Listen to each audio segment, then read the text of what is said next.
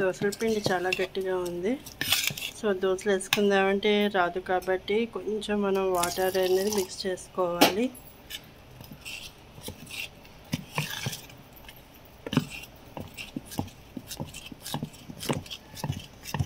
ఇలా పలుచగా వస్తుంది. మరీ పలుచగా కాదు, మరీ గట్టిగా కాదు.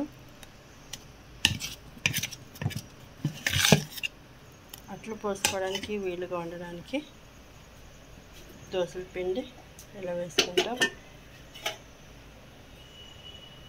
సో పెనం అయితే పెట్టుకున్నాం. పెనం వేడవ్వాలి. ఇలా ఉల్లిపాయతో ఇలా ప్రెస్ చేసుకుంటే మనకి దోసలు చాలా ఈజీగా వస్తాయి. పెనం మీద కార అతకకుండా ఉంటుంది. బాగా రఫ్ చేయాలి ఉల్లిపాయతో.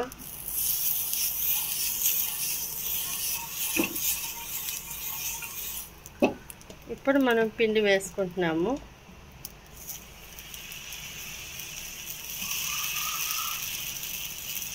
ఆయిల్ వేసి ఉల్లిపాయ వేసి రఫ్ చేస్తే మనకి ఈజీగా వస్తుంది దోసల పిండి. సో మనకి ఏంటంటే అట్టు కూడా చాలా ఈజీగా ఉంటుంది.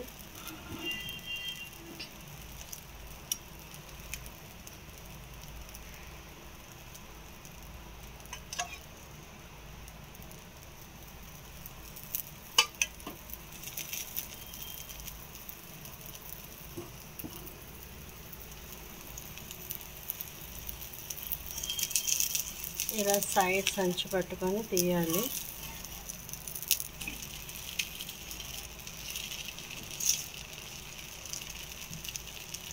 చూసారా ఈజీగా దోస పిండి తిరిగింది మనకి. సైడ్ ఇంకో సైడ్ కాలుతుంది.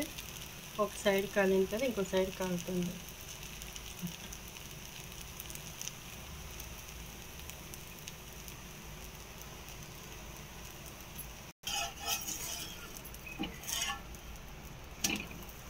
సో ఇది ప్లెయిన్ దోశ అండి. ఈ దోశ మీద మనం ఉల్లిపాయలు వేసుకోవచ్చు, ఆనియన్ పీసెస్ అండ్ జీరా కూడా వేసుకోవచ్చు.